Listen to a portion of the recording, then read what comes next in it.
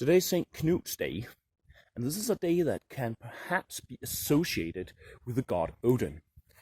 My name is Rune Janne Rasmussen. I'm a historian of religion from the University of Uppsala, and I'm here from the village where I grew up with a little piece of calendar lore from the Nordic animist calendar that's being produced for next year. In 1086, a Danish king got murdered inside a church. This was Canute IV Svensen, who had overplayed his hand a bit with some unruly peasants in northern Jutland. They then chased him through the country and killed him in the St. Alban church in Odense on the island of Funen. But what does that have to do with Odin? Wasn't Knut a Christian king in a Christian kingdom? And yeah, kind of. And the links are subtle and somehow a bit difficult to miss also. Because this was a time that was quite close to the pre-Christian era. The heathen temple in Ubokra, which at the time was a central location in the kingdom, it wasn't a marginal location, it was a central location, that was still operational in Knut's lifetime.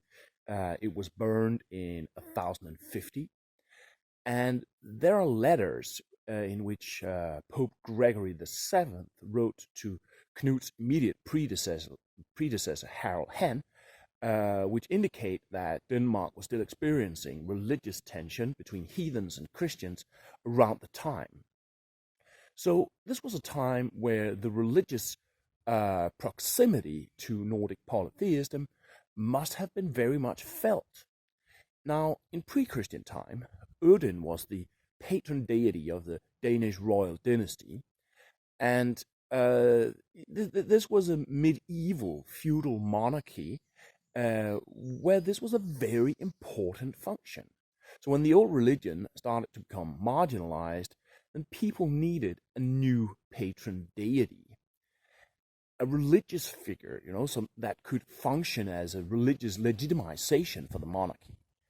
So Knut here, he was named after Knut the Great, who had gathered this massive Nordic empire that comprised England and Norway and Denmark and surrounding the whole North Sea. Knut the Great had also lent his name to the royal dynasty, in fact. The royal dynasty, they used to be called Skildings, descendants of Skild, and in mythology, Skild was the son of Odin, but now they were called Knutlings, descendants of Knut. So people were looking for greatness in new places.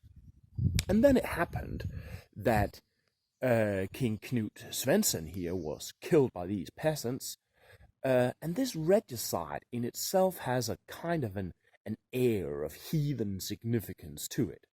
Because peasants sacrificing their king is kind of a motif that we meet throughout the source material. And the place of Knut's murder is also interesting.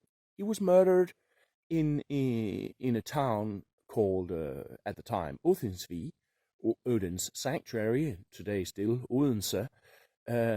And there is, by the way, also a myth recorded in Saxo's Chronicle in the history of the Danes, where a figure called Myth Odin gets killed on the island of Funen, where Odense is located. And he was killed inside a church, a holy place. The myth even says he was killed in front of the altar. So these medieval peasants at the time, whose enculturation in Christianity was perhaps a bit incomplete, they might very well have perceived this in their pre-existing terms as a kind of sacrificial regicide. So even though archaeology suggests that Knut was actually killed with a stone, I think his body has been, the remains have been investigated, legend insisted that he was killed with a spear. And the spear is an insignia of Odin, which also became the symbol of St. Knut, and being killed with a spear is also recorded in sagas as a way of sacrificing actually a king to Odin. This is the story of King Vikar. So Knut became a saint, and Saint Knut, he overtook Odin's role as a patron deity of the royal dynasty. And the royal dynasty had already been named Knutlings, descendants of Knut, instead of Scyldings, in effect, descendants of Odin. But also the story didn't stop here, because people continue to want to use Knut for stuff that used to be associated with Odin. So they actually struggled to project him to another time of year, and that was around Christmas or Yule. And this was a time that was associated with Odin, and I might make a video about that at some time. And there is sort of a mirroring logic in the Nordic seasonal animism between midwinter and midsummer. There's a number of practices that are the same or that mirror each other between midsummer and midwinter. It is as if these sort of cardinal points of the year, they are in some sort of close relation to each other. And that's also why it's really remarkable that it was so important for people to have Knut also at midwinter. They they even killed another prince called Knut on January 7th and made him a saint, almost as if they were like trying to hit the right date. But of course things don't work like that. These religious meanings, they're superimposed on stuff that already happens. And it should also be mentioned that this was a time in Danish history where dynastic strife basically made Game of Thrones look like Modern Family. There were a lot of kings called Knut, and they regularly got killed, and they didn't all become saints. For instance, some 70 years after Knut's murder, another king, Knut, was killed at a friendly celebration that suddenly turned into an ambush massacre, the so-called Blot feast of Roskilde.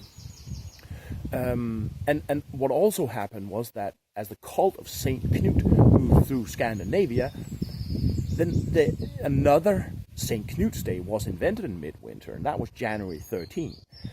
This day was at the time considered the Nut, and thereby actually associated directly with the heathen celebration of Yule. And this day is almost exactly at the opposite end of the wheel of the year than from July 10th here. So, but also here, around midsummer, there are actually some sort of remnants of Odin, and this is one of the cases where it's difficult to know to what level of conclusion you can take these kind of data, if to any level at all. It's almost like faint echoes of something that may or may not have been there. So July is called hay month, or was called hay month in the old days, because this was the time when hay was harvested. So Knut's Day was also called Reaper's Knut, associating this day with the hay harvest. And Odin also figures as a hay harvest man in the myth about the scaldic meat, where he works the hay harvest. And there's also been these traditions in hay harvest where you're going to leave some of the hay, with a small formula saying like, this is for Odin's horses, or something like that. Almost as if you are giving some of the hay as a sacrifice to Odin, or perhaps, his horses. Coincidence? I don't know, perhaps. It's difficult to say.